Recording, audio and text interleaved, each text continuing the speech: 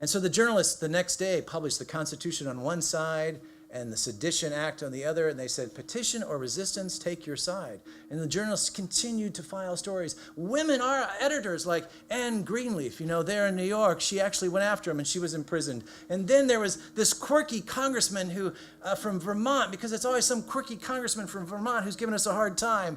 And he had this great newspaper called The Scourge of Aristocracy. I would love to have that newspaper.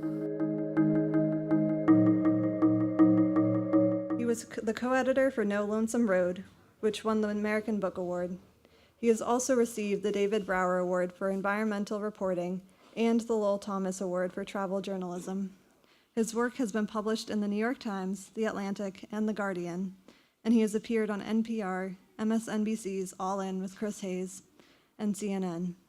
He is the founder of Climate Narrative Project, serves as a contributing editor to the Bloomsbury Review, and is a member of the PEN American Center.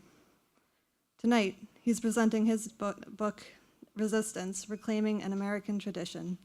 The Progressive praises it as an intellectually honest and valuable read, and author Bill McKibben remarks, resist we must, resist we will, and as this volume powerfully reminds us, in so doing, we are acting on the deepest American instincts. We're so pleased to have its author here with us tonight. Please join me in welcoming Jeff Biggers. I'm going to get in with a piece that I read just recently about a leader we have. And I thought this would be an apt way to begin. And this just came out recently. Let them call me rebel and welcome, for I feel no concern for it. But I should suffer the misery of devils. Oh, were I to make a whore of my soul by swearing allegiance to the one whose character is that of a sottish, stupid, stubborn, worthless, brutish man. And that is not about who you think it's about. Oh, that joke didn't work. Written by Tom Paine. In one of our darkest moments of the American Revolution. Thomas Paine, think about it. In 1776, coming in Philadelphia, this undocumented immigrant, dregs of society, the kind of immigrant we despise, that Theresa May wouldn't even want in her own country, even if he's British. She put out today that she wanted a certain type of productive immigrant to come into England. And here's Thomas Paine, who had twice been a failure in England, couldn't even make it as a tax collector, failed twice, failed 2 marriages, and his only way to get away was what he had heard about was going on in the colonies. This resistance movement that gave him some sense of hope. And he barely makes the voyage. He picks up a disease, and they take him off with a stretcher. And just because he has a letter from Benjamin Franklin, who had met by accident, and someone had barely introduced him, and he said, yes, Benjamin Franklin, just give him a hand. He was able to actually be taken to someone's home, and he survived his disease.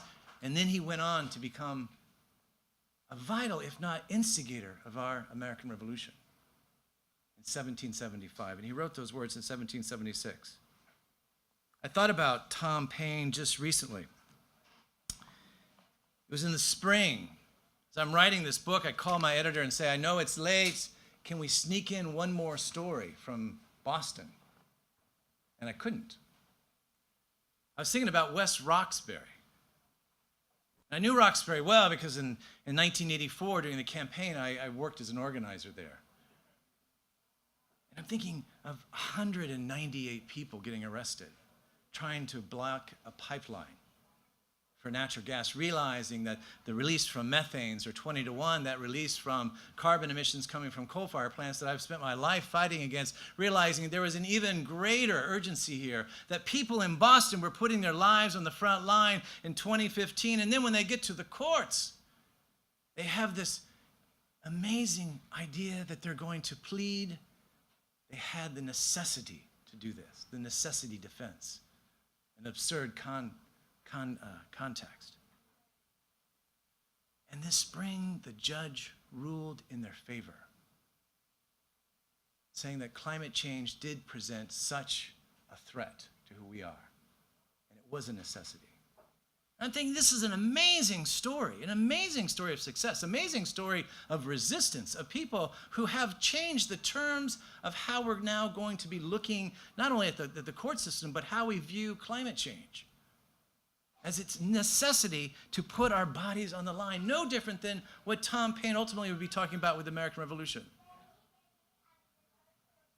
Think of the peanut gallery out there. And I was thinking about reading about this decision here in Harvard in 1833.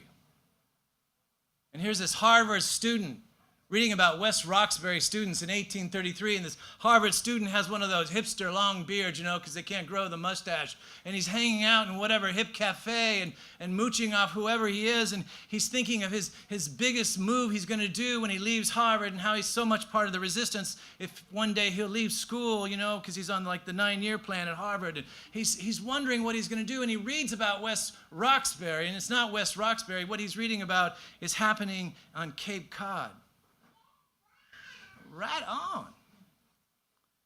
And it's 1833, and he opens up the newspaper, and he reads about an indigenous leader in Cape Cod named William Apis, who was this amazing Pequot writer, had become a Methodist preacher. He'd fought in the War of 1812, and then he became a preacher, and he was traveling for years. He wrote some amazing books, Son of the Forest, a kind of romanticized version of his life, and then he moves on and begins to realize, I'm preaching to white people, not to natives, and that's not what I had in mind. And he finally goes to the Mashpee community on Cape Cod. And there's the remnants of an indigenous community that's been put together, and they're realizing that people are coming from outside on Cape Cod and plundering their forest. So on July 4th, 1833, they declared their independence using the actual articles from our independence. And to make a long story short, what is amazing is that the state legislature recognized it and gave them their own council, working with the state, saying you no longer have to be wards of the state, but in fact will allow you to make your own decisions, working with someone else. And it was an amazing victory for indigenous people. But still, white people from that Cape Cod community came in and began to still cut their forest, still put in those natural power lines, still put up those coal-fired plants, still dig that coal, whatever resources were being extracted. William Apis stopped them. This man who went on to write these amazing works saying, you say the Native Americans have disappeared, but you're looking at them right now. He came into Boston in 1830 in one of your biggest theaters and actually gave this amazing performance about King Philip's War, that the man most important in American history is not George Washington, but it was an indigenous leader in the 17th century. So Apis goes out to stop the plunderers of his forest, and they arrest him and put him in jail in a little town outside Mashpee. And he says, there is nothing you can do to hurt me. That I have my conscience, that I am right, that you can do nothing you can't whip me, you can't torture me, that affects me when I go to prison. I can sit here in this prison cell knowing that my conscience is free. And that hipster student, Henry David Thoreau, sitting in Harvard reading this, the first glimmer of civil disobedience, of going to jail, to put your body on the line against the brutish leaders, began to be seated. And I don't need to tell you what happened 15 years later with civil disobedience and the incredible ripple effect of that on us today, perhaps on the people in West Roxbury, but going back to our indigenous people here in Massachusetts. An incredible story of continuum, incredible story of resistance, and that's what I really want to talk about tonight. This continuum, this long story we have had, not something that has just flared up in the last year. Not the resistance that now is sponsored by Google. Get a discount with the resistance if you go to Starbucks. That one of the Kardashian sisters is coming with a Pepsi bottle to give it a cop with an advertisement for the resistance. Oh, we're going to pull that ad. That didn't quite work. Nobody liked it. That somehow we talk about the resistance as if it's a new phenomenon. And I'm thinking back to William Apis, who said, we've been resisting for 500 years since the first imprint of the English company, not an English government official, but the first company in Jamestown in 1619. That within months, the Polish workers that had come with the English company went on strike because they weren't given the right to vote. And the Polish immigrants had a labor strike within the first days of our first colony, not talking about Roanoke. And they won the right to vote. And the 20 Africans who began this amazing economy based on the backs of African slaves began to resist and run away and eventually lead to rebellions. And that within 2 years, the Padawan began their armed resistance. That resistance has been part of our American experience from the beginning. So what is resistance?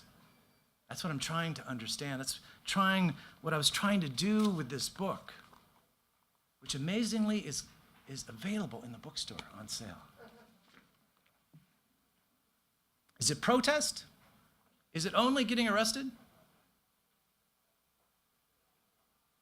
Is it just holding up a sign and putting it on Facebook? Look at me, I'm at Faneuil Hall protesting. Is it doing voter registration and taking down the very man who wants to grab them by the pussy that we have to get out of office? Is that the resistance? Or is it something else that we really need to grapple with, a deeper story? Do we need to root our resistance in who we are, we the people? This kind of amazing concept that came by happenstance to our country. What is resistance? And so I have to go back to our roots, go back to the beginning. I began my tour, believe it or not, in Arizona. My publicist wasn't very happy. They're on the West Coast, and they're like, why on earth are we sending you to Arizona? And I'm like, Arizona was Trump before Trump was Trump. That Trump is just following the Arizona playbook. The last time I was actually here was at the University of Massachusetts, Boston, speaking about my last book on the immigration crisis in Arizona. And there at my reading, which was amazing turnout, all these young Latinos who had used my reading to register voters said, can you tell people on the East Coast that when Trump was elected in 2016, we took down Sheriff Joe Arpaio and we won. And it didn't happen by accident. It was because of years of resistance and organizing. That we shut down the tent camps that they're raising now for immigrant families that are being separated in Texas. That when SB 1070, the crazy show me your papers law, was passed, the next day they began a recall movement of the Tea Party president, the standing Senate state president of Arizona, someone who is untouchable. And within 9 months, this amazing resistance in Mesa, one of the most conservative Mormon communities in the nation, recalled him. And he was thrown out, the first time in American history. Nobody reported that in the national media. That we kind of want to keep this idea that somehow these little resistance movements don't happen. In Arizona, of course, being an extremely progressive state, when it came into the Union in 1912, it had a labor leader as its first governor who said as he was marching down, the real problem is you 99% of you copper miners need to get together and fight the 1%. He said that in 1916. And then my next trip, I went from Arizona to Appalachia, because my book tour is just following the alphabet, And I go to Appalachia, where I've done so much work. And it kind of makes me laugh that they put, I'm the author of the United States of Appalachia, because, no one's ever heard of that book, so it's like, oh, that's good, advertisement. And there I was trying to tell people, do you realize, that Appalachia had the first Declaration of Independence? Long before people kind of threw their tea into the harbor here in Boston, we had the District of Washington in 1772, that people had defied the British government, that Lord Dunmore in Virginia said, this is the dangerous example. If we find out what's happening to the backcountry, the empire could fall. That Appalachia, of course, had led the anti-slavery movement, that more anti-slavery societies came out of Appalachia than, in fact, Philadelphia or Boston. That, in fact, the labor movements beyond my coal miners of my family had the vital role in galvanizing young women in the 1920s to take on the cotton mills. that totally revolutionized us. That not only they were making the stockings of the Jazz Age, but they were going out and organizing in the Jazz Age. And this goes on to the shock troops of the civil rights movement being trained by Highlander in Appalachia, to Nina Simone when she went to Town Hall in New York in 1959, the first song she said when she said, "I come from Western North Carolina, I'm a Cherokee African and Scots-Irish all together," the first song she ever sang was, "Black is the color of my true love's hair," from an Appalachian ballad. That this resistance had always been part of Appalachia. And so now I continue on my tour across the country, coming up from D.C. to Philadelphia to New York City last night, here to Boston, and then, whatever the next C would be Chicago, and going on and really realizing that the resistance has its roots in each one of these cities. So tonight I'm going to focus as much on Boston, and I kind of ask your apology in advance because I'm going to tell you things you already know. A way of confirming your amazing history in Boston. Perhaps in a different way. I'm going to look at 4 definitions of resistance. 4 definitions. The first is that it's a credo seeded by Tom Paine, that it's our patriotic duty to resist duplicitous authority that threatens our democracy. That whenever there's an authoritarian spasm that threatens us, it is our most patriotic duty to fight back. That in fact, we are not attacking the president. We are not attacking the White House. We are not attacking the capitalist system. Kinda. Right. But the president and the White House and the capitalist system is in an assault on us, and we are fighting back. And how we begin to reframe that is in the eyes of Thomas Paine, this amazing undocumented immigrant. So Thomas Paine talked about this need of the press, of course, and so he couldn't find a job, and so when you can't find a job, what you do is you either start a blog or your own magazine, and so he started his own magazine. It was called the Pennsylvania Magazine there in Philadelphia, and it was bankrolled by someone who didn't know what to do with it, and Tom Paine, one of the first things he did was publish a poem by this amazing poet named Phyllis Wheatley, who said, "Every action let the goddess guide." And she wrote this beautiful poem to George Washington telling him to rise up as the leader. She said, "Do you understand? I understand why we are fighting tyranny, because you have snatched me away from my beautiful Africa." And George Washington wrote Phyllis Wheatley a beautiful letter saying, "I am your humble servant. Your poems have moved me," not realizing she was an enslaved African American. And she was soon released because of this. That Tom Paine put parables and stories. He talked about the red ants attacking the black ants and how do we begin to reframe this story of resistance. He saw in Philadelphia this group of young bloods who really wanted to do something different, and this group of old colonial elite, except for the raging grannies and that we have today, who basically didn't want to have this kind of confrontation. Think about it. Here, well, and we had the shooting at Lexington and Concord, the massacre. The shot heard around the world that you have all these tourists come to see and take photos of Concord. We forget that just months later, the Continental Congress wrote a letter to the king saying, "How dare you attack us? And we're kind of mad, and we kind of really would not like you to do that anymore, and we kind of would like to be free, and we kind of will have our own country, maybe, if it doesn't bother you, but if it does bother you, then we're really happy to do reconciliation." John Hancock. Now, good old John Hancock, he was in a lot of those declarations, including this was called the olive tree declaration. And Tom Paine was outraged, as were these young Philadelphians. They couldn't believe there was this new group of young immigrants, this new group of merchants who wanted to throw off what was happening. They couldn't believe that Benjamin Franklin chastised you here in Boston. When you threw your tea into the harbor, Benjamin Franklin wrote a letter saying you should be ashamed of what you should do and should pay back for that tea. And these young Philadelphians had already blocked the harbors and kept the tea from being delivered. This direct action. These people from West Roxbury. Think about what was going on in Philadelphia, this new movement that was reframing resistance for the people who were in power.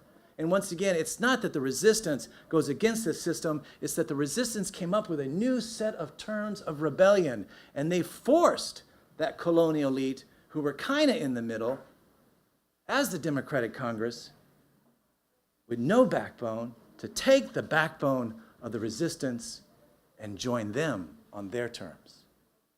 And that was the extraordinary transformation of our American Revolution, that it was the young resistance that set the terms that forced the rest of the nation and the colonies to come along on their terms.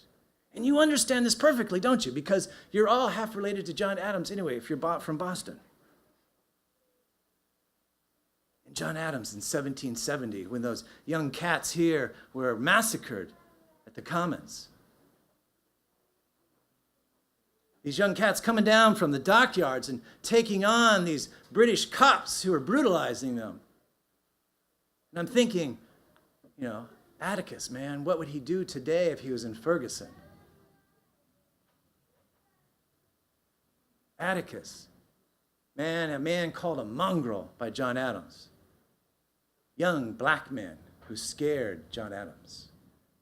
These young mongrels and these people in the dockyards, all dark, and John Adams didn't know how to deal with it, and this young black men, they don't know how to deal with them, and this young black men, and he used this Greek mythology, and I'm forgetting the name of the tribe of those who fought with Achilles, but these young black men, and John Adams really didn't know what to do with these young black men who were resisting in the dockyards and pushing our revolution forward, these young black men who were willing to violently confront these British soldiers, and they were shot. Atticus, Crispus, in Ferguson, in Boston. And John Adams was the attorney that defended the British Empire against the American patriots. He said, we're all afraid of them. I don't blame you for shooting them down. Think about that today. I think about that today when my delinquent 16-year-old son goes out, and I'm thinking, okay, I hope you didn't have problems tonight, knowing that he has a 1 in 10 chance of being incarcerated and brutalized by the police compared to a young African-American his age.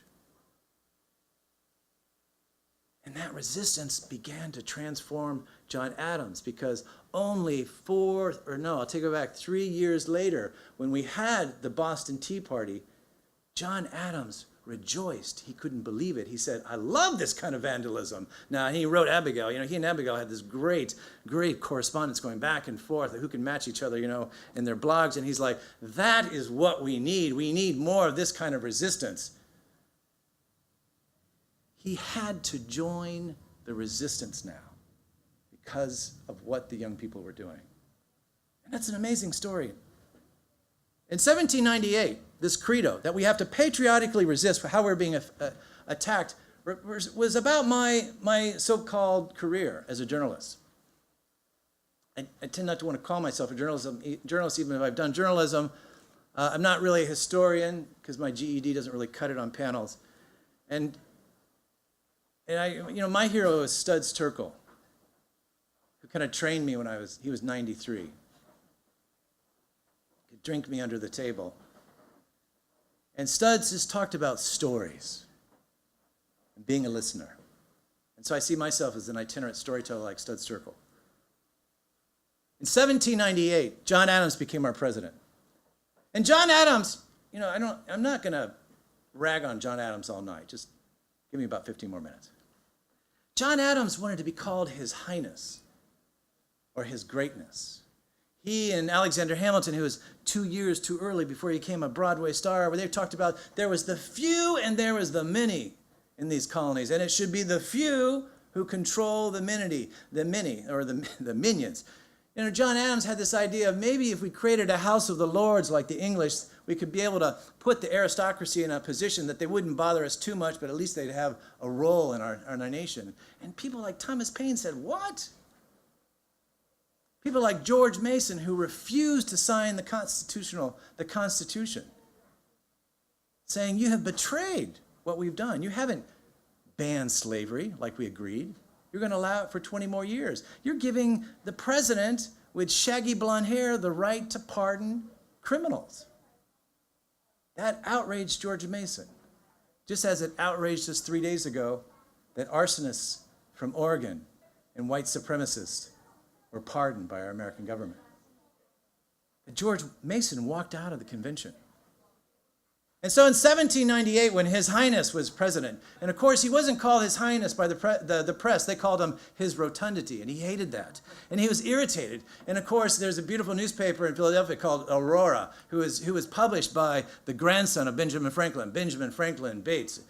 And of course, anybody with 3 names is important. And he went after it with a jugular, going, attacking Adams for all sorts of scandals. One of the first things he did was to put his family into the administration. The second thing that the Aurora went after is the fact that they said Adams had colluded in our election with our former enemies. Oh dear, that would never happen. They found that the Brits had put thousands of dollars into our elections to change them. And they ran with these stories. And to stop this descent, John Adams passed the Sedition Act of 1798, which is a beautiful document. It's one of the most important documents we need to read. I believe it's page 34 or page 100 from this book that just by chance happens to be in this bookstore tonight. I love this document. It says, to write, to print, to utter, to publish, or cause it to be done, or assist in it, any false, scandalous, and malicious writing against the government of the United States, or the House of Congress, or the President, is now a crime that you can be imprisoned for. There is no more dissent in our United States, or this country that Thomas Paine called the United States of America. Thomas Paine came up with that name. Think about it. There's no monument to Thomas Paine in Washington. There's no Thomas Paine Day. You can barely find any trace of his life in Philadelphia, where he died anonymously, that only 2 African Americans went to his funeral. The man who gave us our name and our revolution. And so the journalists the next day published the Constitution on one side and the Sedition Act on the other, and they said, petition or resistance, take your side. And the journalists continued to file stories. Women are editors like Anne Greenlee, there in New York. She actually went after him, and she was imprisoned. And then there was this quirky congressman who from Vermont, because it's always some quirky congressman from Vermont who's given us a hard time. And he had this great newspaper called The Scourge of Aristocracy. I would love to have that newspaper. And his name is Matthew Lyons, and he published this article that said, John Adams is obsessed with self-adulation. I mean, I've written worse things than that on Facebook. And he was imprisoned. And from his jail cell, he had to run for re-election, and Bernie won. It was amazing.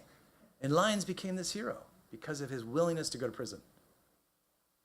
More journalists were imprisoned. And then, of course, in Virginia, and my good hillbillies in Kentucky began to rise, and they had a covenant that began to push through with James Madison and Jefferson. And Jefferson couldn't believe it. He was saying, this is the reign of witches. I fear for our country. And to make a very long story short, in 1800, we had our elections, probably the most corrupt elections outside of the last one, or when George W. Bush got elected, or a few other elections. And Thomas Jefferson barely won. And they threw out the Sedition Act and released people from jail. And he wrote, it was only because of the journalists that we were able to arrest the rapid march to monarchy. But the journalists didn't report on the resistance, page A28, when there's a protest. The journalists led the revolution. They led the resistance against this fundamental credo that when there is duplicitous authority that is attacking our democracy, our fundamental patriotic duty is to resist. Very important element of Thomas Paine. Number 2, reclaiming the public commons. Resistance is reclaiming the public commons. And this to me is fundamental when we realize it's not about elections. That's okay. You know, you can put them on speaker and I can speak to them too. The public commons, why don't we use that anymore? Do we meet in the public commons? Do you folks hang out at the Harvard Commons? Do we all meet together now? Are there places where we convene other than the Harvard bookstore to share ideas? I mean, this is the public commons. But how do we reclaim that when we say, yes, I voted and my person may not have voted, but I still have a voice? That you're doing things I don't agree with, and therefore I don't have to tolerate it just because, yes, I voted. The first tweet of President Trump, still have a hard time saying that, was he said, I thought we had election. Why are these women protesting? And I'm thinking, yeah, they voted and now they're resisting. That's reclaiming the public commons. That's this fundamental idea that I have a right to put my voice where it's been left out, that not simply 55 white men who signed the Constitution have a right to determine our future, or the handful of white men who signed the Declaration of Independence. And why is it in the Declaration of Independence that we don't talk about African Americans, that we use the code word domestic insurrection? Why is it in the Declaration of Independence we refer to indigenous people as savages? Why is it that we've left that out of the Constitution of banning slavery? And who is we the people? And that was the question that Tom Paine struggled with all of his life when he's in Philadelphia, this undocumented immigrant. He's like, why are they talking about the English? Less than 1/3 of the people, he wrote, in Philadelphia are English speakers. Why are we obsessed with replicating the English system? We are a sanctuary for the rest of the country, the rest of the world. He wrote, we came here for asylum. And even George Washington began to use that, saying, yes, our nation will be an asylum for the oppressed peoples of the world. That the first thing Thomas Jefferson did when he was elected was to address the Congress and say, we have to undo these mistakes of our immigration policy. That John Adams, His Highness, passed also the Alien Act, which allowed him to deport anyone he didn't like, mainly Irish journalists. That this distortion over immigration has been a way of controlling that public commons and somehow not allowing, even if our Declaration of Independence said we are, the number 2 reason we want to declare independence is the right to migrate.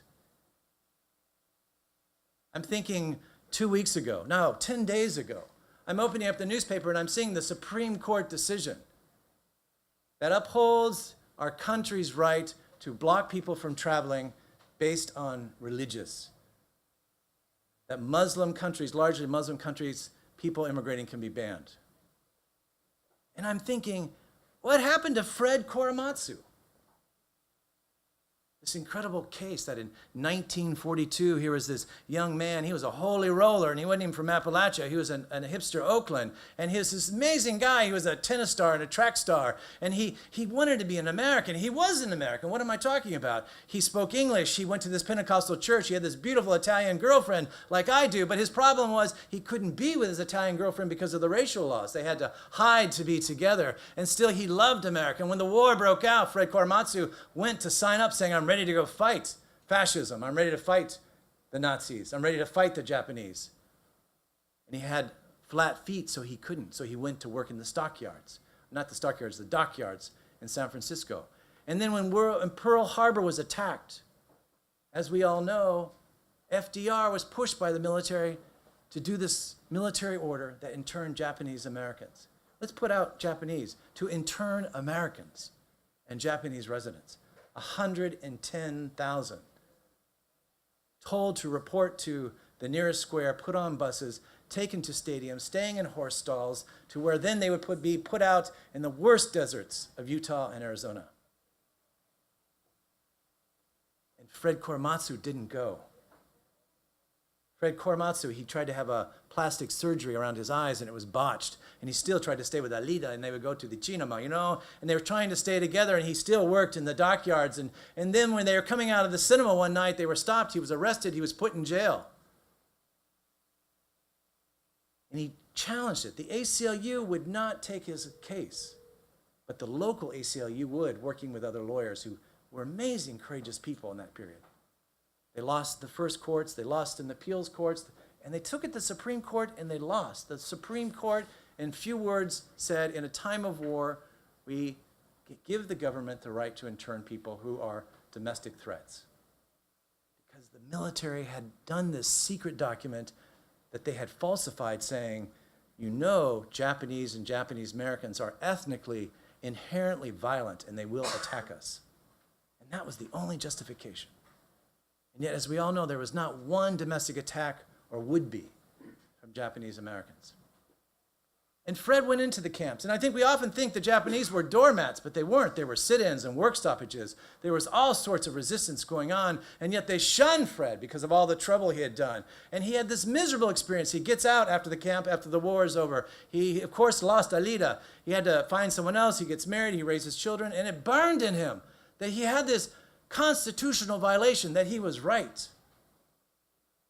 And he began to agitate and to revisit. And of course, in the 50s, we get rid of that military order. And then finally, President Nixon begins the process of dismantling what was that decision until 1983, with the Federal Commission announcing that, in fact, it was made on a wrong decision.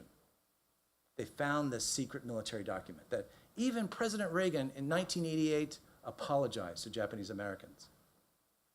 But they didn't admit their guilt. And Fred Korematsu, even if his case had been vacated from the courts, went to his grave anguished that his resistance was not recognized. Even if the Washington Post said, Fred Korematsu will be as important as Martin Luther King one day for what he did for our country, to stand up for our constitutional rights. And 10 days ago, this crazy Supreme Court we have today, passing this travel ban, had one paragraph that nobody paid attention to. Because we were all obsessed with, oh my God, they've confirmed the travel ban. And they said, please don't confuse this with the Korematsu case. Because we all know that was wrong. That was inhumane and unjust. And the courts of history have vindicated Fred Korematsu, and therefore we as the court will throw that case out. That this court today, in this cruel irony of now discriminating on the basis of race and religion, upheld Fred's resistance based on race. And that is the kind of contradiction we're living in. And that is the kind of resistance that Fred did to reclaim this public commons, to say we have a voice. And there's so many different examples of people who've come in, both in terms of protests and whatnot. I'm going to go to the next one, though. Point 3. Resistance has served our history as a Truth and Justice Reconciliation Commission. A Truth and Justice Reconciliation Commission. Many of us are familiar with, after apartheid, how they had the Truth and Reconciliation Commission, that white people had to come up and admit their crimes.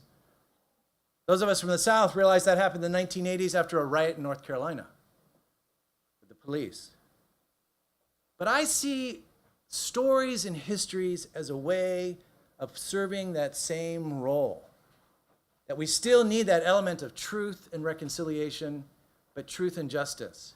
And that is what our resistance has done, is to give us these stories. For example, when we think of George Washington getting inaugurated in 1789 there in New York, our first capital, of course, was in New York, and he's getting inaugurated a couple blocks from Wall Street, and I'm thinking, boy, isn't this the perfect imagery for the nation that we're beginning? Our president in cahoots already with our corporate system. And he talks about freedom and the new nation that we're building and how we're breaking free from enslavement. And the founding fathers loved using that slave metaphor. Isn't that amazing? And yet they all were slave owners.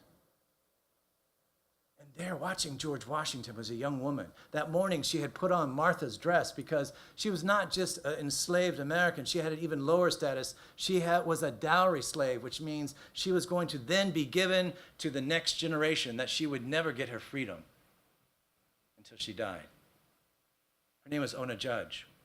She heard all this about freedom. She realized New York was full of African Americans. 3-to-1 African Americans fled from the South and actually poured in to fight for the Loyalists because they'd been promised freedom. And they were teeming in New York. And she realized what was going on. And then the presidential mansion was moved to Philadelphia, in this city of brotherly love where it's the great abolitionists, And And of course, they had passed a law for the Congress that if you did happen to own slaves, which all of them did, then you had to simply take them out every 6 months to your city of origin and bring them back. And George Washington wrote these beautiful letters. Make sure on July 12th, we're going to move them out on clockwork every 6 months. Slaves in the presidential mansion. And Ona Judge, here she is, and she's meeting congressmen and senators. She's meeting free African Americans. She's reading newspapers because she was literate as a Christian. And she's realizing, I don't understand this talk about freedom here in Philadelphia. And in 1796, realizing that Washington was about ready to leave and that she was going to be passed down to the granddaughter as a slave for the rest of her life. She served them the Last Supper. Told them bon appetito. She went to the kitchen, she opened the door, and she walked away and got on a schooner and went up to New Hampshire. And she liberated herself as the resistance, as someone who was erasing the historicide, that her people had been left out of the Declaration of Independence, that black people had been left out of the Constitution, had been left out of the birth of our nation. And Ona was reclaiming that she was her own form of a Truth and Justice Reconciliation Commission, that the next week, our president just didn't put out a tweet. He put out an ad in the newspaper going after this fugitive slave. We have treated her so well. She must be addled.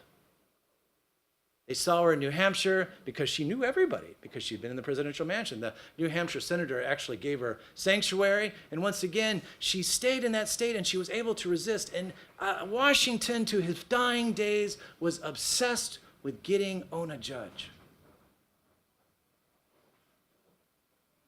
I like that when people leave because they're trying to get ahead of the line to get the books before everybody else. And 40 years later, she was interviewed by abolitionist newspaper. And they said, how did it feel to be a fugitive all these years from George Washington, father of our nation? And I'm thinking of Phyllis Wheatley writing that poem in 1775, every action let the goddess guide. You understand why I resist tyranny is because you've clutched me from my beautiful Africa. And Ona Judge said, I'm not a fugitive. I liberated myself. I'm an American. So many of these stories we can talk about how we reclaim, but more importantly, how we begin to repeople history, that the opposite of historicide, of people who've been removed from our history, is to historicize it. And I understand this, coming from the coal fields. When you have your family farm strip mined, a farm you've owned for 200 years, in one of the most biodiverse places on the planet. When you see your grandfather die from black lung disease, suffer, your community destroyed, owned 90% by absentee corporations. When you open up the history books and realize that you're not there at all, that in fact you had been part of this long 200 years, and before us there were the bones of thousands of years of indigenous people, of hidden Shawnee people, of escaped African Americans, that our crazy Southern Baptists were friends of humanities and anti-slavery societies, a secret society. That my grandfather had been part of the progressive miners of America. That Mother Jones is buried in Southern Illinois with us for a reason, because we resisted the coal companies. And you realize that's not in the history books. You realize you've been erased, just as your land has been erased, that what we do to the people, we do to the land. And that is that process of us repeopling through resistance stories, of saying we are going to really define who is we the people, and not allow you to define that for us. And that to me is a fundamental aspect of resistance. We have so many of those stories, which I talk about here. I talk about the Sedition Act of 1918. And one quick story I want to throw in is Marie Equi, an Italian immigrant, who was a Portland doctor, who was an amazing woman who did intersection before we even talked about intersections in terms of various struggles. A woman who was leading the anti-capitalist movement in Portland, who led the marches to try to stop people from going to World War I, that in fact a third of the young men from the South, like my own grandfathers, had run up into the hills and resisted serving. And here's Marie Equi, this amazing doctor, suddenly being targeted. And of course, President Wilson, another man, very thin-skinned, I'm not sure how much hair he had, who passes the Sedition Act of 1918 to stamp out consent, just as he's building the League of Nations.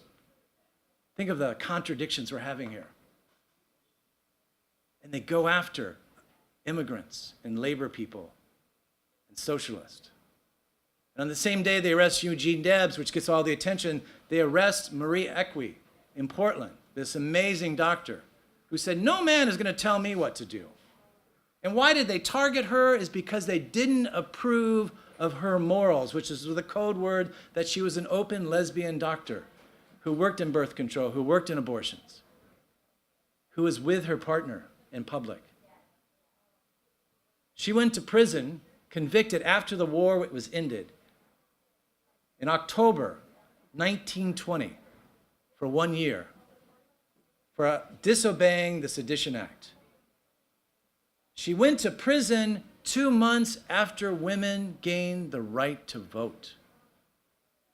And I'm thinking of Marie Equi, what she thought sitting in prison for a year, realizing her resistance was part of reclaiming that role for women. She came out of prison and said, the first thing, no man is going to tell me what to do.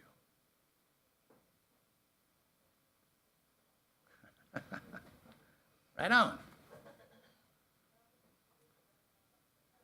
Number 4, and this is what I'm going to talk about most tonight. Usually these readings go on for about 3-4 hours. Is that okay with you guys? That's the first time you've laughed tonight. Now you're getting ahead in the line too. And the main thing is if you get 3 or 4 books, that'll work. She left me a note. The 4th point I really want to talk about is tonight, is why I wrote this book. It's that resistance is an agency of renewal. I wrote this book for one reason. It's a letter to my son. When Trump pulled out of the, I don't know about you, I just have a hard time saying President Trump. So when Trump pulled out of the Paris Climate Accords, my 12-year-old son came to me and he said, is there any hope?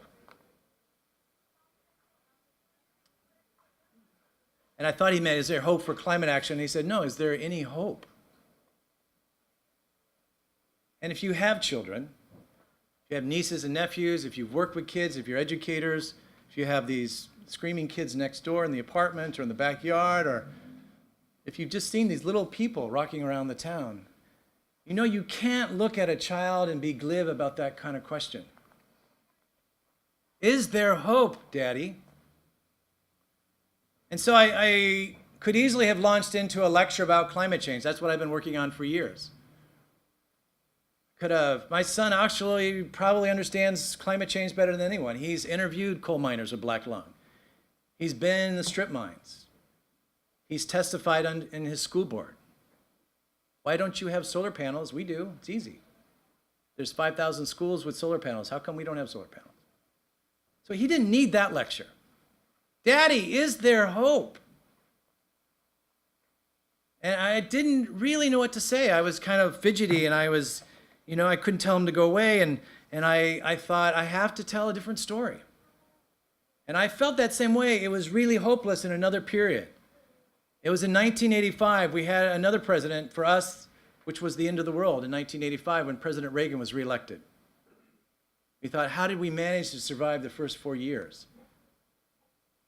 And I don't know if people realize that in 1981, we really thought the darkness of Saron had come. I still arrive in National Airport. And one of the big issues we were working on, I was in Riverside Church in New York City, was working with stopping apartheid, that President Reagan had called Nelson Mandela a communist agent, that in fact he refused to pass sanctions against one of the most inhumane and horrific institutions of apartheid, that we couldn't get the Congress, who once again didn't have the resistance to give it a backbone to take on our president, that we didn't know what to do. How do we get our voice out there? How do we reclaim that public comments? How do we talk about a truth and justice reconciliation? How do we talk about from Soweto to South Africa that we understand what's happening with apartheid? And so we joined a movement of people who went to the embassy in Washington, the South African embassy, and they blocked the doors. We are not going to let them function. And for 414 days, not exactly that, but it's over 400 days, they blocked those doors. Congressmen and actors and writers and all sorts of people, and we all went down, and it was your turn and your turn, and it became this very important movement to educate the country and our president of what was going on. And I'm sitting there in jail. It was one of those typical arrests where you know nothing's going to happen to me. We're going to go, we're going to get fingerprinted, they're going to take us, we have to sit in the jail for a little while, and then they're going to free us. You know, this kind of one day, I call it radical chic protest. And what I liked about that South African embassy was that we weren't going to do this one day. This is what frustrates me with so much of our today's climate movement, is that we have one-day protests, and we don't go on and on and on and on and on until it ends. And so we're sitting in jail, and I'm just being fidgety. I'm 21 years old, and I'm saying, this is really stupid. We're not going to change anything. It's hopeless. Apartheid will never stop. That Nelson Mandela had been in prison more years than I've been on the planet. And this guy was sitting next to me. He was my boss from Riverside Church. His name was William Sloan Coffin, Reverend Sloan in the Doonesbury. He had this great New York accent, and he said, "Biggers, I'm going to tell you something I heard from the Freedom Riders." And Coffin was not just an amazing anti-war activist at Yale. He actually was the first white preacher to go down and join the Freedom Rides, and he was beaten brutally in Alabama in 1961. And he was a former war hero, a secret agent, and he was ready to fight back. And there was young African Americans who said, "What are you doing? That's not what our campaign's about. We resist nonviolently." And Coffin was sitting in jail with these young African Americans who were part of the Freedom Rides, and he was fidgeting, and he was saying, "This is hopeless." And he said a young person turned to him in Alabama in 1961 and said, "Hey man, hopelessness adapts, but hope resists." Hope resists. And that was the story that led me to want to write this about our American history. Not a sweeping history, but moments in history that remind us we have this continuum, this arc that hope has resisted. As Studs told me, hope dies last. I'm thinking of Tom Paine in 1782, and we kind of forget about the fact that, you know, our American Revolution went on for years and it went wrong, and of course we had these almost the secret negotiations to give the North to the Brits and the South to, the North to the Yankees, the Americans, and the South to the British. They had a Southern strategy. Just think of what that would have done to country music to give the Brits the South. And finally, we turned the tide and many different reasons of our American Revolution. And of course, Tom Paine wrote that very famous declaration, of course, in his American Crisis, "These are the times that try men's souls." And as a young writer told me about a year ago, she pushed me aside and she said, "Dude, these are the times that always try women's souls." And Thomas Paine in 1782, as we were negotiating finally with the Brits in Paris, because we always have these accords in Paris, because where else would you want to meet to have an accord, you know? And he said, "Please put aside your arrogance. We've been transformed by our American Revolution. We're going to put aside our prejudices, that we have learned something through our resistance." He wrote a letter to the Abbé Raynal, who had written his own French version. He basically said the Americans didn't want to pay taxes and they revolted. And Thomas Paine said, "You got it all wrong. That is not why we were doing that. We were resisting authority. We were resisting encroachment. That we were defending a concept of democracy. But more importantly, we have it in our power to invent a new world. That we're not going to take your English Constitution. We're going to make our own ways." And I think that was his most radical thing he ever said, this idea that we can re-envision, that we can actually have resistance as an agency of renewal. And it was amazing. He told the Abbé Raynal in 1782, he said, do you understand, meeting in Paris, that the Americans now are going to join the rest of the world? He wrote that. He said, we will be guided by science, and we shall all meet in the temple of philosophy and put aside our differences for world peace. Think about that, the man who fundamentally gave us our credo as Americans. And 235 years later, Trump pulls out of the Paris Climate Accords. The only country in the world, even war-torn Syria, jumps in.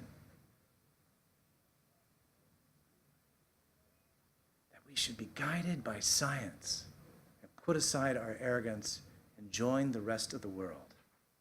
Not America first. So how do we give hope to my son?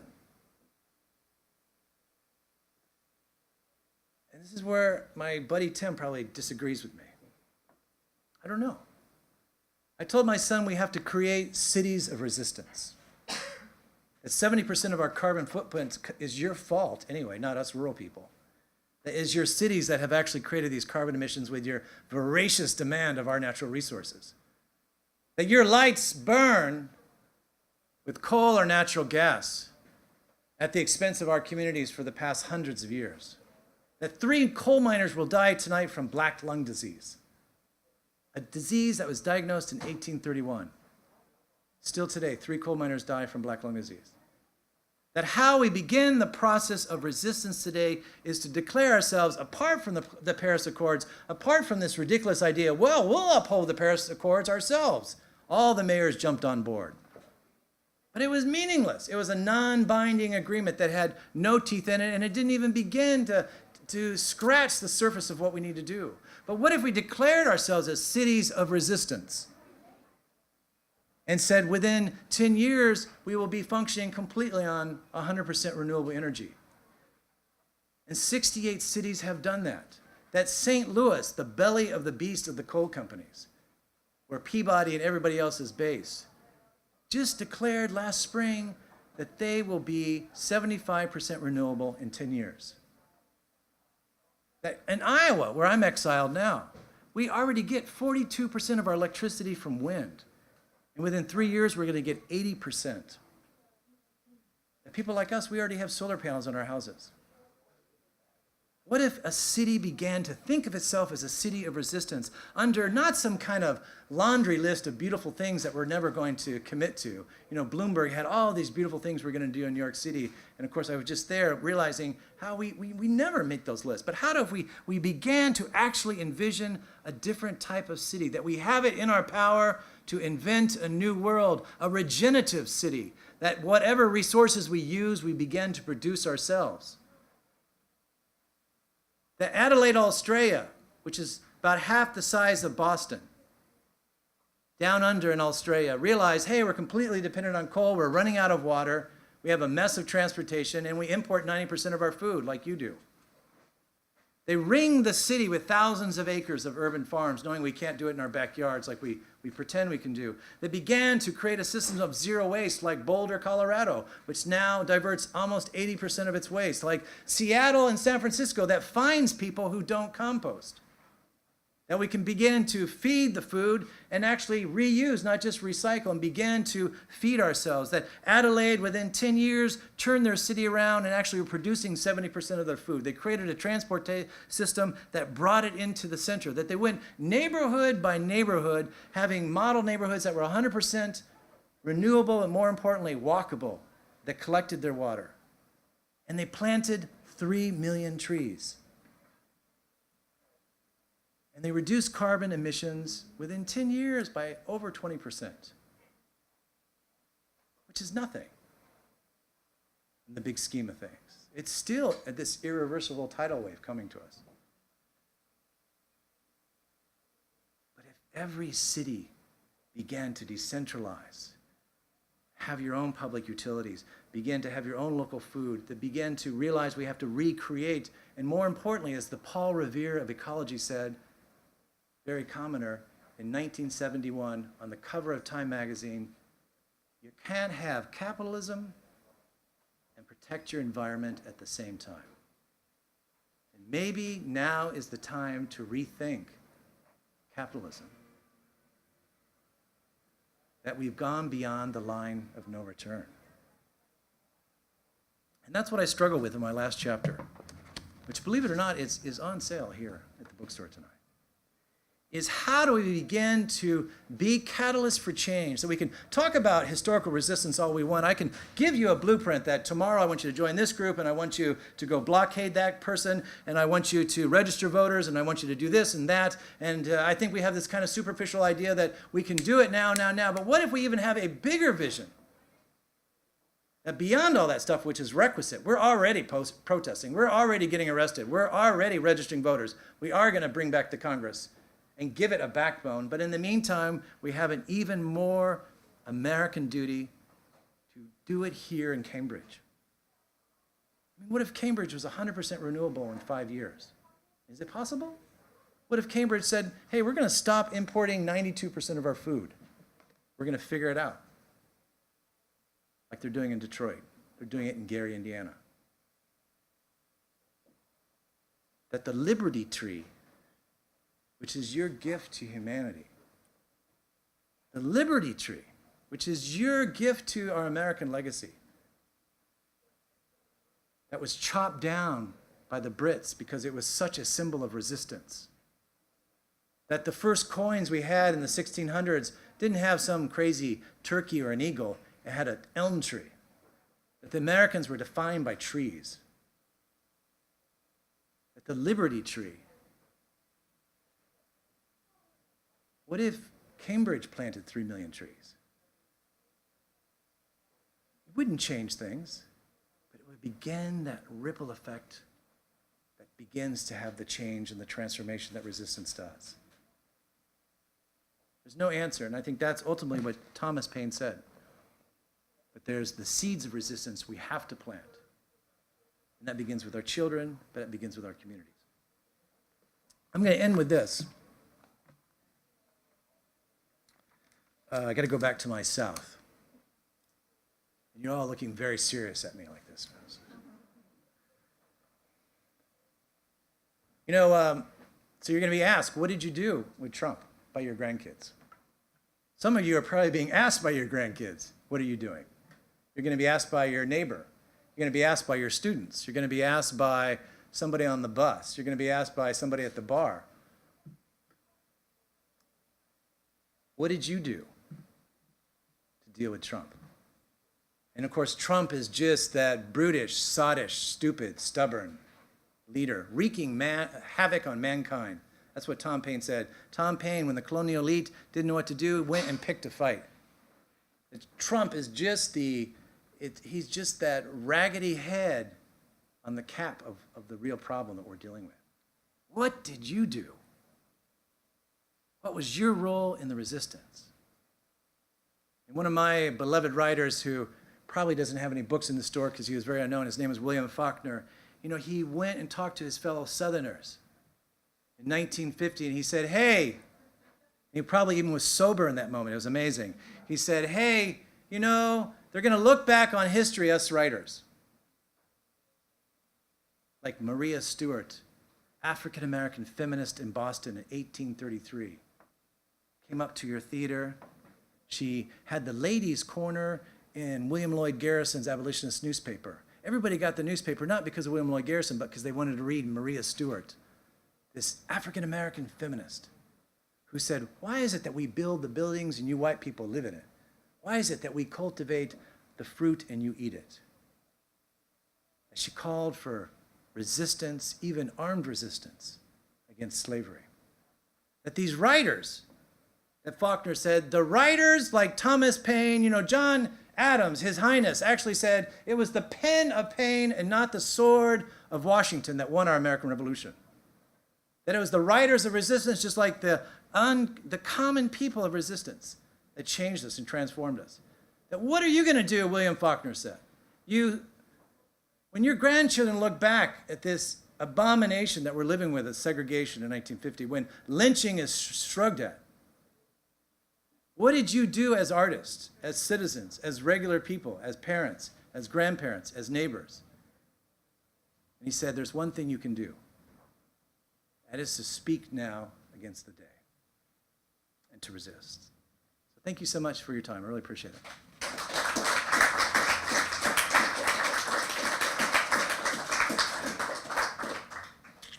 So I tried to stay in the middle, you know, and I like to move around and climb things and stand on the table and stuff, but I like that. She's running to the front well, and you're pushing people out of the way to get the books. You know, before you begin to look at this book and atone for your Amazon sins, I have a favor to ask. I don't really want you to read this book, because you guys know this already. This book needs to be in the hands of people who think July 4th is for only a certain type of person. I mean, how many of you flew the flag on July 4th? And why is it that we've created an American society that we're afraid to, as liberals, as radicals, to say, I don't want to be part of the flag because maybe it represents something of a nationalism. But how do we reframe that and say, wait a minute, July 4th was a profound day. And there's another story of resistance we have to include. I want this book to go to people who think they want America first. Not that we're an exceptional country. One of my favorite chapters in this book is about Corsica. You know, and I thought, how can I write about America and leave out Corsica? You know? Corsica, this little island south of France, just above Sardinia, where I plan on retiring in a few years. And it's an amazing place. In 1755, Corsica won their independence. And the man who had led the resistance movement wanted to install his son. And it was this young cat who had been studying in Napoli and in Naples. And he said, Dad, no, I'm part of the Enlightenment. And he said, I'm going to create a parliament. And he called it a diet. And every man, not women, but every man had the right to vote in Corsica, and they wrote a constitution in 1755. And Voltaire said, oh my God, you know, look what's happening. This is going to change France. And James Baldwin, the Scottish writer, said, this is the most important movement of democracy in the country, in the world. And the leader of the parliament, Pasquale Paoli, became famous. He wrote his memoirs. It was a bestseller in the United States. The head of the Sons of Liberty in Boston, Mackenzie, he named his son Pasquale Paoli Mackenzie. And when the Brits came and attacked Philadelphia, the first thing they wanted to do was to take down the Paoli Tavern. Thomas Paine, even in his Pennsylvania magazine, had published stories from the Corsican resistance. Ben Franklin said, there are two great resistance movements in the world today, the Corsicans and the Americans. And the Brits attacked the Paoli Tavern as the Patriots were sleeping, very unrare, and bayoneted them and massacred them at night.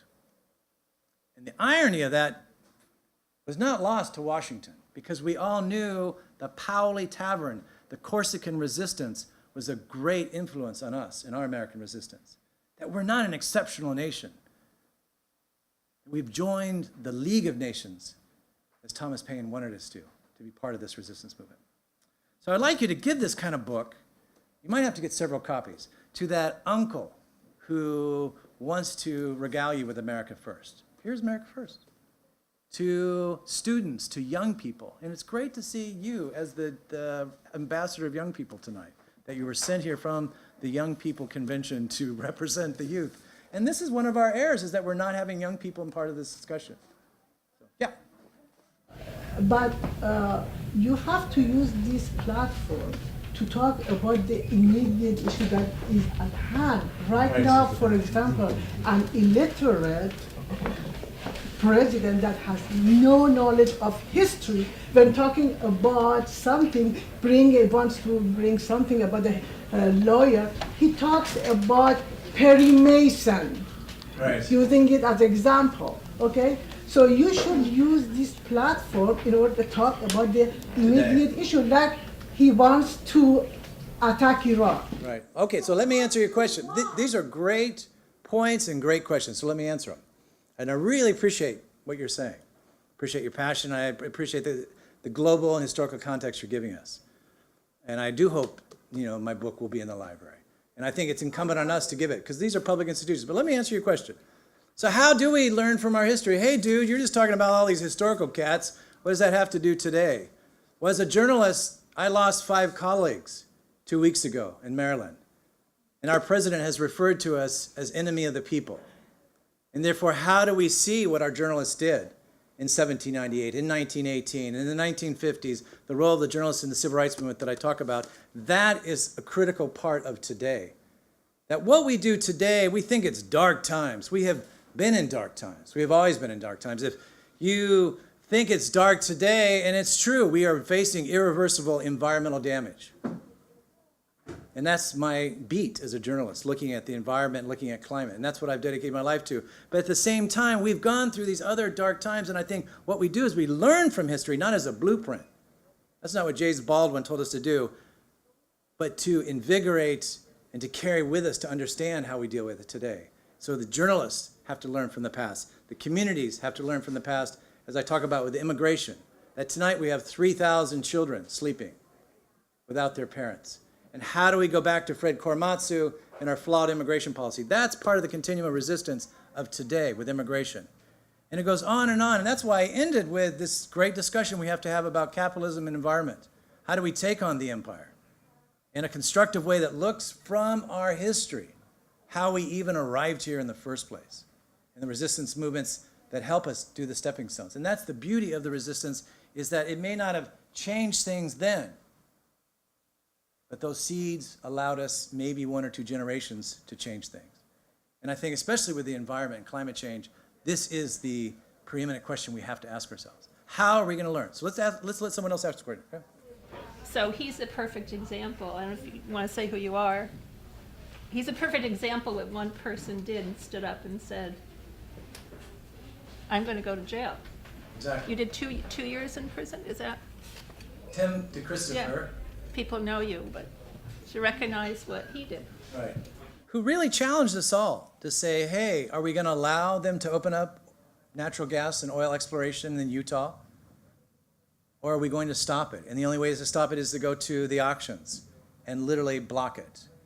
And not just put our bodies on the line, but our entire futures. And that's exactly what Tim did, and you're right. It's had an amazing ripple effect for people just to be aware of, oh my God, let's begin, that there's extraction in our public lands, that it's going to be happening now. And then what is the cost of that extraction? And ultimately, what's the impact on our climate and the impact on the communities? And so I think, yeah, that's a huge example of one act that had this massive ripple effect still today. Yes, sir. Yeah, countless writers, Bradbury, Orwell, Gibson, have created seminal works based on the premise that misuse of advances in technology have created a future where successful resistance is no longer viably possible. Do you think there are some serious differences in resisting today compared to resisting back then? Yeah, that's a great question. Tim hit me with that earlier. He said, okay, you have your cities of resistance, but what are you going to do? We have 60 million people displaced every year around the world. And can you have a city of resistance, this beautiful little Cambridge, if we're going to recognize the reality we're going to start having climate refugees? And that it's going to change. That why are you building dorms at the University of Massachusetts, Boston, right at sea level, when you know you're going to be displaced? And so can we have this resistance as well under the current system? And I don't know. It's a good question. How would you answer it to begin with? All right. Well, I don't have an answer to it.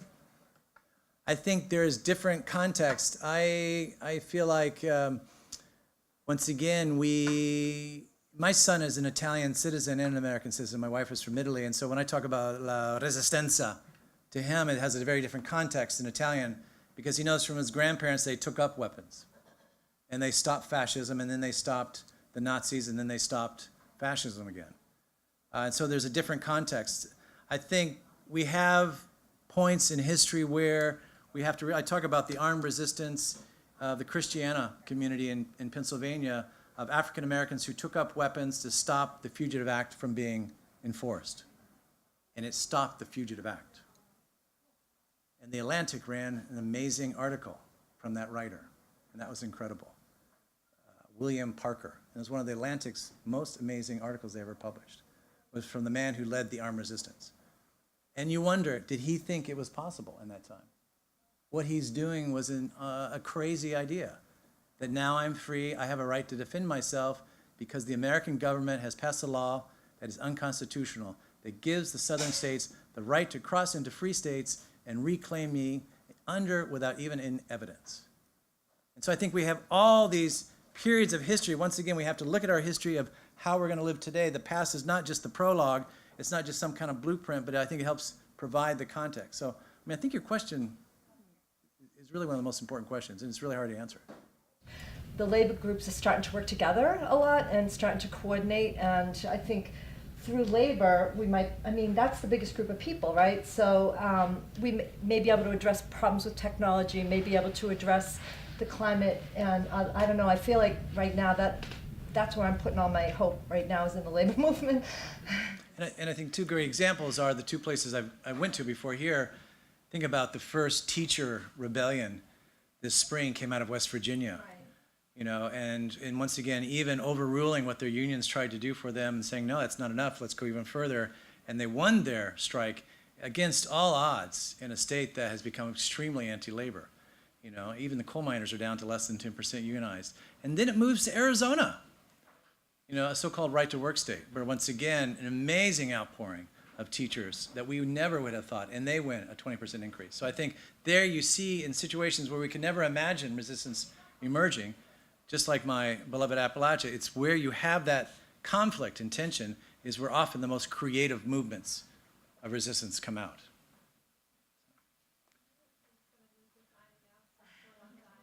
Thank you so much for your time. Appreciate it.